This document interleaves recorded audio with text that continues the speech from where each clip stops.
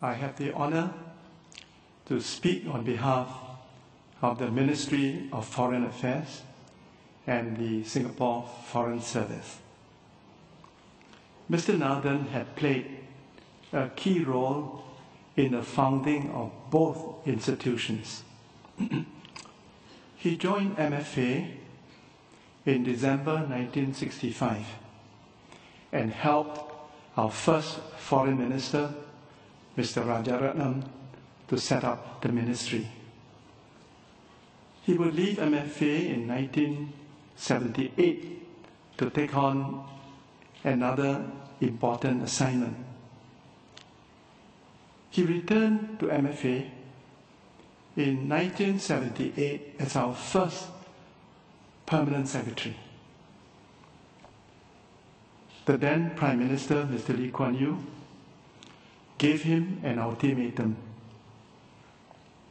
transform MFA in 2 short years into a first-class outfit, or he will close it down and make it a part of the Prime Minister's office. It must have seemed like a mission impossible.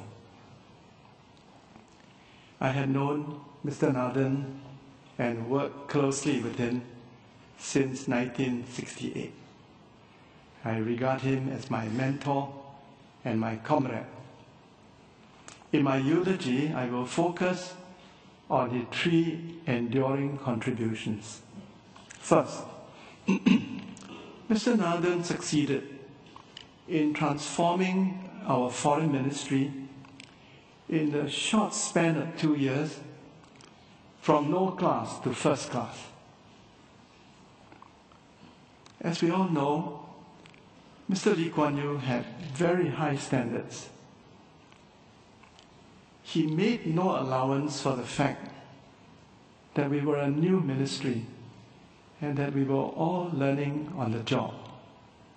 He demanded that the output of our ministry should match the high standard of the output of the centuries-old British Foreign Office. Undaunted by the challenge, Mr. Nadan, with his never-say-die, can-do spirit, recruited some bright young officers to join him. He demanded discipline, hard work, and competence. Most of all, he demanded loyalty and dedication to duty. However, behind the tough exterior was a warm, kind, and loyal heart. A few months ago, he invited a group of these bright young officers, now grown old, to join him for lunch. He wanted to thank them for having helped him to succeed in his mission impossible, and to explain why he was such a demanding boss. It was a poignant occasion because we knew in our hearts that this would be the last reunion with the boss. Because of the strong foundation that he had laid, the Singapore Ministry of Foreign Affairs and the Singapore Foreign Service are considered among the best in the world. Second, he taught us to be courageous and to defend Singapore's interests without fear or hesitation. As the Prime Minister has said, Mr. Nadan was himself a courageous man, as we saw in his heroic role in the Laju incident. He was our ambassador in Washington at a difficult time. The Michael Fay affair erupted during his watch. My American friends have told me how much they admired the calm and rational way in which he defended Singapore against vicious attacks. he held high the flag of Singapore. Because of his example and precept, although Singapore is a small country, it is a country which cannot be bullied by other countries, not even the major powers.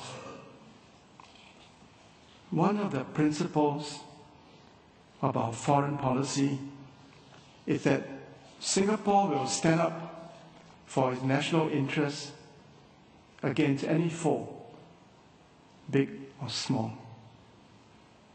Third, Mr. Nathan represented Singapore with great distinction as our High Commissioner to Malaysia and our Ambassador to the United States. However, his most important diplomatic role was as our 6th President. During his 12-year tenure, he visited more countries than all his predecessors combined. And here I must thank Mr. Nathan for having accompanied him on all those exhausting visits.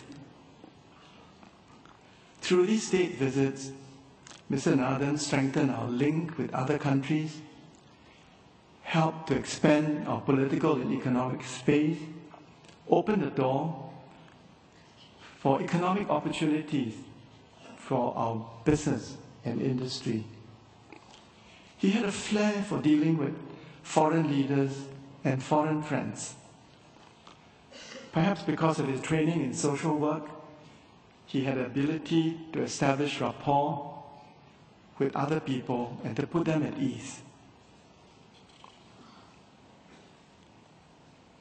Mrs. Nathan will agree that Mr. Nathan had the memory of an elephant, and he could remember people he had met and befriended in his previous assignment, no matter how long ago those took place. He was able to convert his huge global network of friends into a global network of friends of Singapore.